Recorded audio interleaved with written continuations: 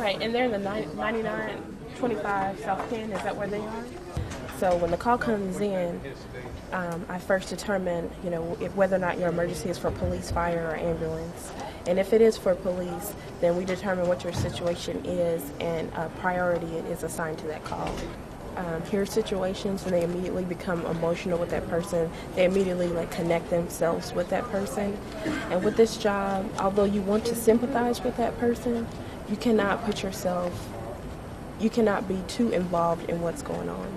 Because if she's crying on the phone because she needs an ambulance, I can't start crying too. I need to actually get her help. So although, later on I might,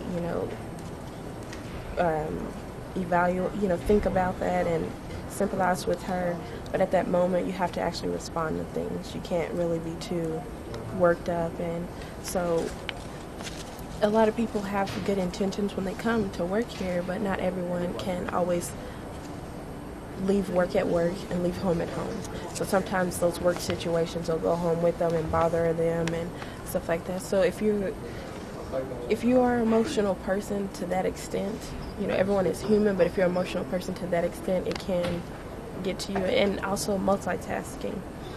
Although I might be on a call and focus on it, I still have to be aware of my surroundings, because somebody could be telling me I already have somebody else on the line that's involved in it, or if I'm dispatching, I'll not only be working the radio but answering the phone and responding to officers via message. And so not everybody can deal with more than one thing at a time. Doing high stress situations of yes I have adrenaline going, and yes I am going to be on edge, but I still keep pushing through it. I don't let it affect my typing skills, or I don't let it affect my communication abilities.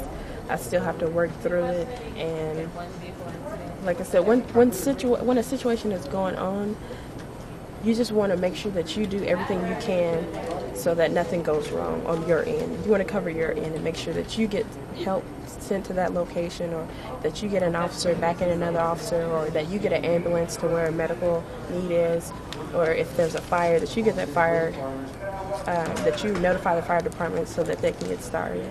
So at the moment, that's the only thing that I'm worried about, is making sure that I do my part to get help to them.